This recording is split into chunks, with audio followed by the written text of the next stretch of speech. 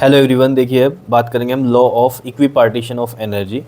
देखो, law of equipartition of energy simple सी एक बात ये कहता है जितने भी डिग्री ऑफ फ्रीडम है, जैसे मान लो हमने कहा कि 3 डिग्री ऑफ फ्रीडम है, 3 degree of freedom monoatomic gas में थे, तो हमने कहा था उसमें ट्रांसलेटरी मोशन होता है एक्स के लॉन्ग भी होता है, और ट्रांसलेटरी मोशन किसके लॉन्ग होता है, वाई के लॉन्ग भी होता है, और जेड के लॉन्ग भी होता है। ये हमने बोला था, याद है? तो यहाँ पर जो पार्टिकल, ठीक है, एक्स के लॉन्ग और वाई के लॉन्ग, इधर वाई के लॉन्ग और जेड के लॉन्ग ट्रांसलेटरी मोशन कर रहा है, ठीक है। तो यहाँ पर भी जो एनर्जी होगी एक्स के लॉन्ग भी, वो कितनी होगी, 1/2 kBT होगी। ये आपको पता होगा, एवरेज काइनेटिक एनर्जी पर मॉलिक्यूल है, ठीक है ना।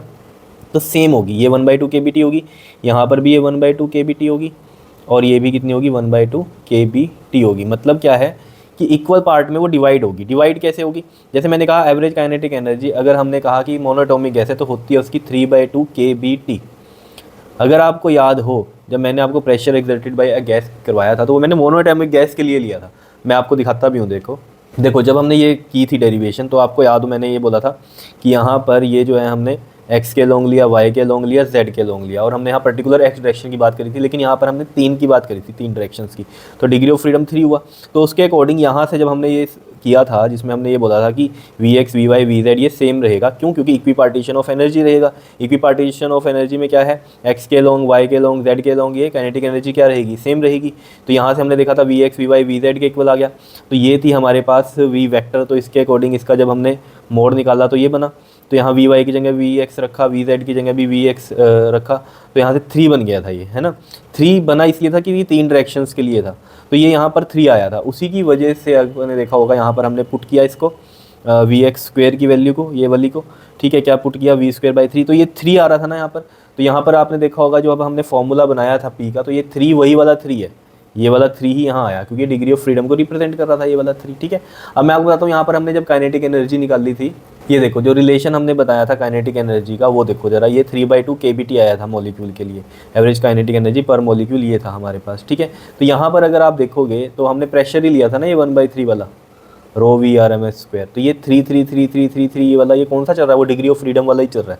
तो यहाँ पर भी ई में जो फॉर्मूला आया था ये पर मॉलिक्यूल के लिए 3/2 ये आया था। लेकिन यहाँ पर मॉलिक्यूल जो है वो 3 डायरेक्शन मूव कर रहा है, इसलिए ये 3 आया यहाँ पर। अगर हम कहते हैं 5 डिग्री ऑफ फ्रीडम है तो यहाँ 5 आ जाता, समझ रहे हो। और 5 की अगर मैं बात कर रहा हूँ, 7 की बात कर रहा हूँ तो 7 आ जाता। अब जब 3/2 जो है kBT ये बना हमारे पास, ठीक है। तो अगर मैं मोनोटॉमिक की बात कर रहा था तो 3 बना था, ठीक है।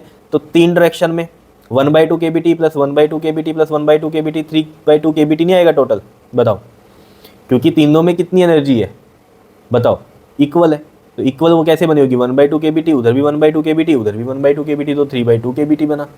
तो मेरा मतलब यहाँ पर आपको समझाने का था कि अगर मोनोटॉमिक गैस की मैं एनर्जी पर मॉलिक्यूल की बात कर रहा हूँ तो 3/2 kBT है, लेकिन ये 3 कौन सा है, डिग्री ऑफ फ्रीडम वाला है। चलो चलते हैं अपने टॉपिक पर ही। देखो जी, अब हम दोबारा अपने टॉपिक पर आ गए, ठीक है। ये चीज़ समझ में आ गई आपके 3/2 kBT की थी, ठीक है।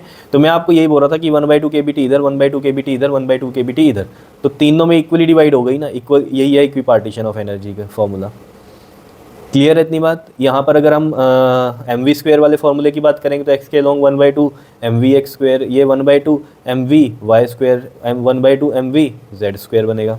समझ रहे हो इतनी बात? और ये v x v y v z कौन से हैं, ये आर एम एस हैं, सब क्या है, आर एम एस हैं। क्लियर है? रूट मीन स्क्वायर वेलोसिटी इसके अंदर होती है जो। क्या इतनी बात समझ में आई? तो यहाँ पर जो है हमारे पास 1/2 mv(x) आर एम एस का स्क्वायर प्लस 1/2 mv(y) का स्क्वायर प्लस में 1/2 mv(z) का स्क्वायर, ये सब किसके इक्वल आया, 3/2 kBT के। मैं यहाँ शॉर्ट में आपको बता रहा हूँ करके, वैसे तो ये डिटेल में हमने यहाँ पर किया, ये आया।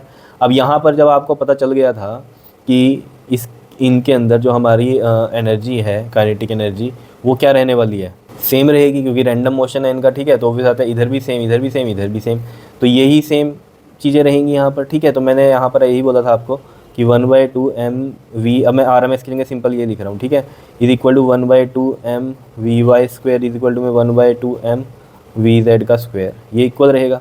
अब ये अगर इक्वल रहा हमारे पास तो यहाँ पर वैल्यू पुट करो, यहाँ वैल्यू पुट करोगे आप तो ये वाला 1/2 mv(x²), ये भी 1/2 mv(x² हो जाएगा, इसकी जगह पुट करूँगा मैं। यहाँ आर एम एस नहीं लिखा, बस इसमें कन्फ्यूज़ मत होना। यहाँ v z r M s की जगह भी मैं क्या लिखूँगा, 1/2 mv(x²), क्योंकि इक्वल है ये। तो अगर यहाँ से मैं देखूँ तो ये 3/2 mv(x) आर एम एस चलो मान लो स्क्वायर इज इक्वल टू में 3/2 के बी टी के इक्वल नहीं होगा, यहाँ से ये 3 कैंसिल हो गया, तो 1/2 अगर यहाँ से देखो आप m v x square is equal to में 1/2 के बी टी आ गया। क्या आप ऐसे ही जैसे यहाँ मैंने वी वाई को भी वी एक्स कर दिया, वी जेड को भी वी एक्स कर दिया, यहाँ पर मैं अगर वी वाई की टर्म्स में निकाल दूँ तो इसे वी वाई कर दूंगा, इसे भी वी वाई कर दूंगा, क्योंकि ये तो है इक्वल।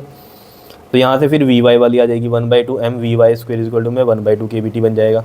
मतलब कहने का ये है कहानी आपको कि ये देख रहे हो आप, ये चीज़ 1/2 के बी टी है हर डायरेक्शन के लिए। तो जितना डिग्री ऑफ फ्रीडम होगा उतने में हर एक में 1/2 के बी टी मिलेगा उसको, ठीक है। टोटल जो होगा हमारा वो जैसे इस केस में 3/2 के बी टी है, तो 3 डिग्री ऑफ फ्रीडम में तीनों में इक्वली डिवाइड हुआ 1/2 1/2 1/2 करके, ठीक है, तो 3/2 बनता है।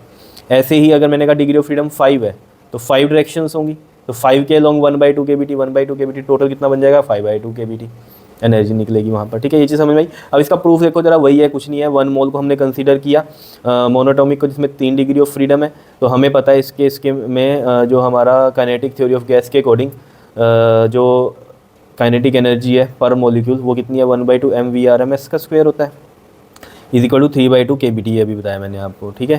क्लियर है, यही आई थी 3/2 के बी टी अगर इस टर्म में हम देखें।